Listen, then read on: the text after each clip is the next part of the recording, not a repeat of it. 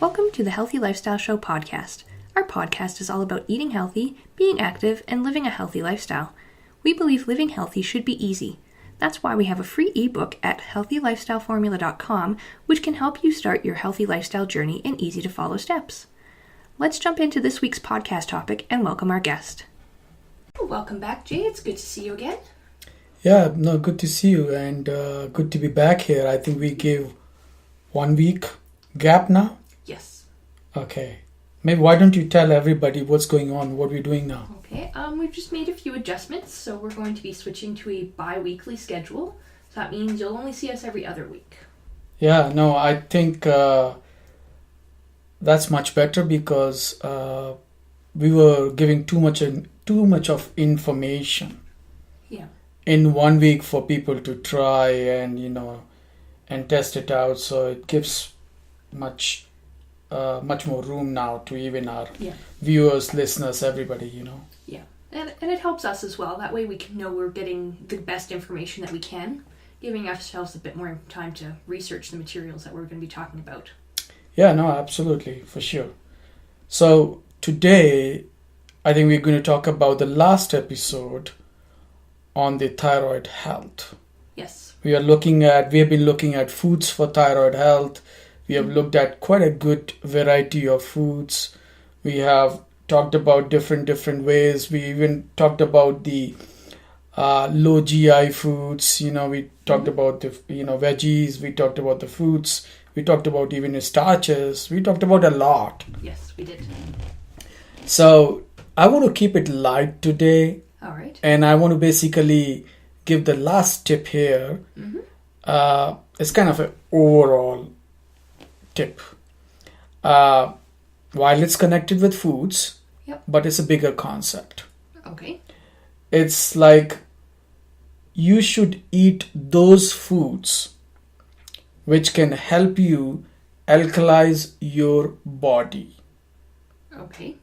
Now, for most of the science stream students and everybody, they know when the pH is 7, it's neutral. When pH is above 7, then it gets, alkaline. And when pH is less than 7, it's acidic. Am I right? Yeah. I've forgotten my science. Yeah, science wasn't my best subject. All right. So, ideally, this is basically as per the research, as per the scientists, experts, and everybody. Our body works best when our body environment pH is 7.4 and above. Okay. The reason why it works best because when it becomes acidic, then there is undue pressure on our body cells. You remember all that I talked about, that each body cell makes its own, converts food into energy and all that metabolism I talked about. Yep. So the metabolism works the best when the pH is 7.4 or above. Okay. So it's like the efficiency. Maybe that's how God designed it. Mm-hmm. So what happens when we have some of those challenges when we are eating too many of those foods which are more acidic in nature? Then we start putting pressure on our thyroid health. Yeah. So in order not to put that kind of a pressure on the thyroid health, the ideal scenario is if you're selective on your foods, then you eat, of course, always the well-balanced diet. Yeah. But if the diet which makes your body environment alkaline, that's why you're taking alkalizing foods. Okay. Now it's a slow process. If you have been eating all those foods which were acidic in nature for God knows how long, then you can't really change this so fast. Yeah. There's so many techniques, so many small things you have to use.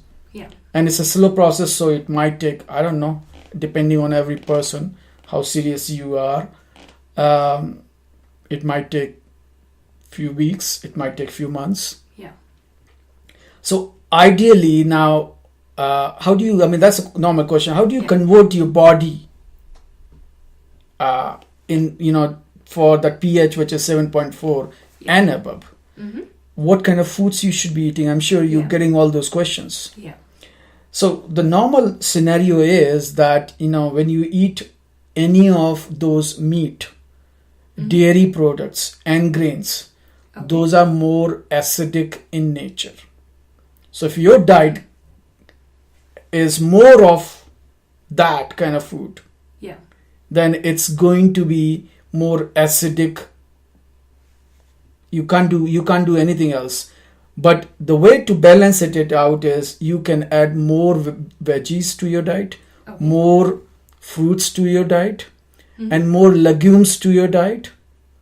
All of that is going to balance out that more acid. And because veggies, fruits, legumes are more alkaline in nature. Okay. So basically what you're doing is, like, every time when you go, don't you stop eating meat. I'm not saying that. Oh, good. That'd be really hard. What I'm saying is, if you're taking meat, make sure you balance it out. Yeah. With right amount of, or more veggies, more fruits, more of that, so that, everything gets balanced out when it goes, like, your body is taking that whole diet. Yeah. It's more alkaline in nature. Okay. That's what I'm saying. It's nothing, I'm not even suggesting that stop taking anything here. Yeah. The other thing is that take more water. Yeah. Because when you take more water, you're cleaning your body. Because the reason this pH, if you look at it and everything else, how it's maintained, our body has three main functions, like kidney, lungs, and there are some agents in the blood. Yeah. These three are responsible for maintaining this pH environment. Okay.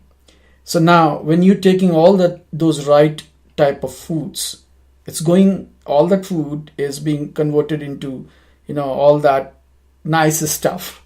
Yeah. And it's taken through the bloodstream to different parts and all that. Mm-hmm. So, that's why, and then when you inhale the oxygen, all the oxygen which goes to your lungs, it gets converted, and all that, it's kind of the whole thing. If you look at it's a machine. Yeah.